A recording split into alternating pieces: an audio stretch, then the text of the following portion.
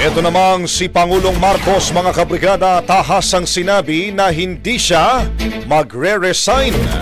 Brigada Maricar Sargan, ibrigada mo! Brigada! Live report!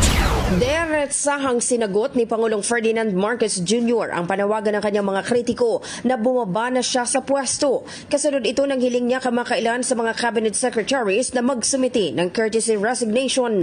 Sa media interview kagabi sa Kuala Lumpur, Malaysia, tahasang sinabi ng Pangulo na hindi siya magre-resign sa pwesto.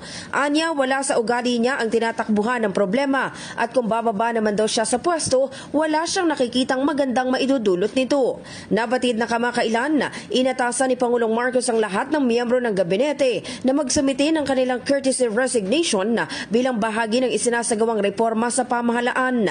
Ayon sa Malacanang, layunin ng hakbang na ito na mapalakas ang kakayahan at pagganap ng mga opisyal at hindi ito pampapogi lamang.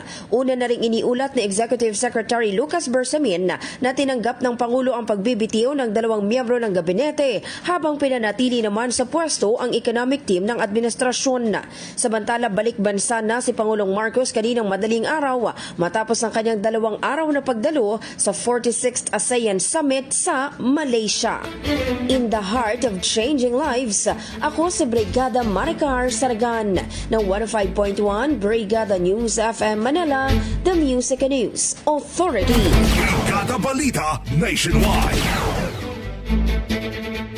Brigada Balita Nationwide. Ang bahaging ito ay hatid sa atin ng Yummyvit ES2 Oral Drops. Simulang tuparin ang pangarap ng iyong anak. And stunting now,